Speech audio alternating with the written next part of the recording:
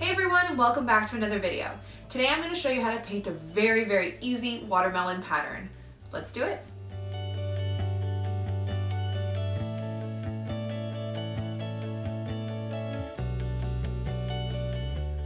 Okay, so to start, I'm just going to go through my materials. I have my Arches watercolor paper, I have my Winsor Newton Cotman watercolors, my paintbrushes. I'm going to be using a size 6 Princeton snap brush, and I have my water and my paper towel, and we're ready to start.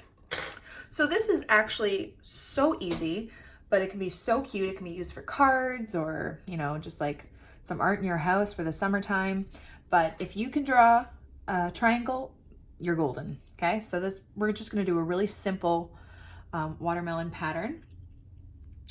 So what you're going to do, I'm just taking a really light wash of, actually, you know what, I'm going to use yellow, really light wash of yellow, just so you can see where I am drawing or painting my triangle. And because you're going to be using a wet on wet technique for this. So you're going to make your triangle, and then you're just going to have like a curved bottom like that, and you're just going to fill that triangle in with water, not too much water. You don't want it to pool everywhere, because then you will not get the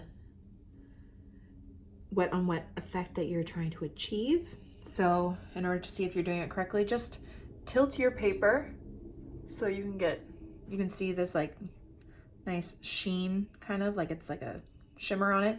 But if it starts pooling in one area, that means you have too much water. You can just pick up a bit with your paper towel, but you want to see that kind of nice watercolor light sheen on there. And what you're going to do is you're going to take your red, and you're just going to take that tip of there, and you're just going to just a little bit let the watercolor do its thing. You're not going to bring it all the way down, just like maybe halfway. Kind of let it do its thing, actually. That. And then you're going to take your light green, if you have a light green. I'm going to take my sap green here, and I'm just going to go along the bottom. I might have used a bit too much water there. So just keep that in mind.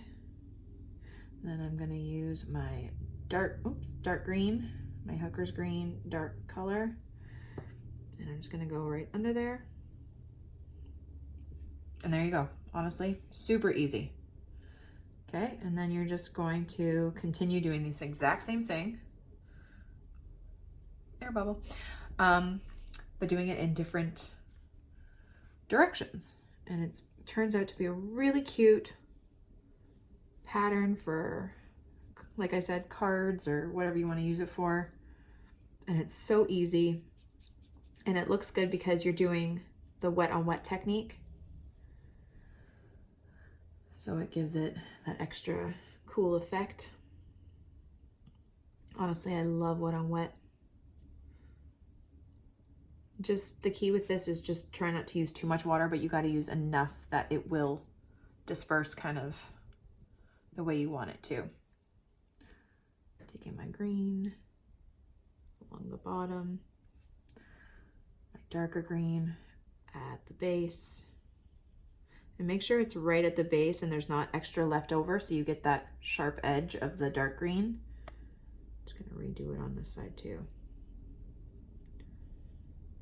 There you go. Even if you want, you can tilt it a bit, help that color down, even though that's not happening right now. You can drag it down a bit if it's too far up, but I wouldn't recommend going all the way down with the red, just because you do want that bit of the white space in there. And yeah, you could just continue going and going until it dries, and then we will do the seeds. So I'm just going to speed this up a bit.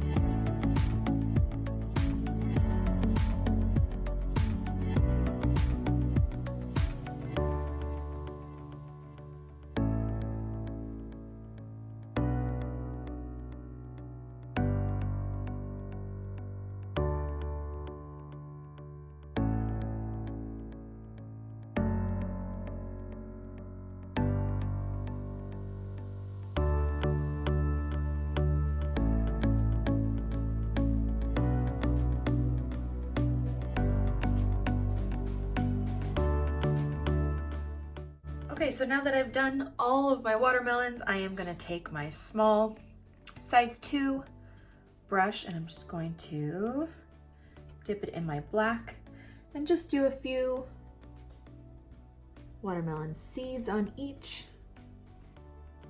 just using the shape of my brush, the pointy end facing up.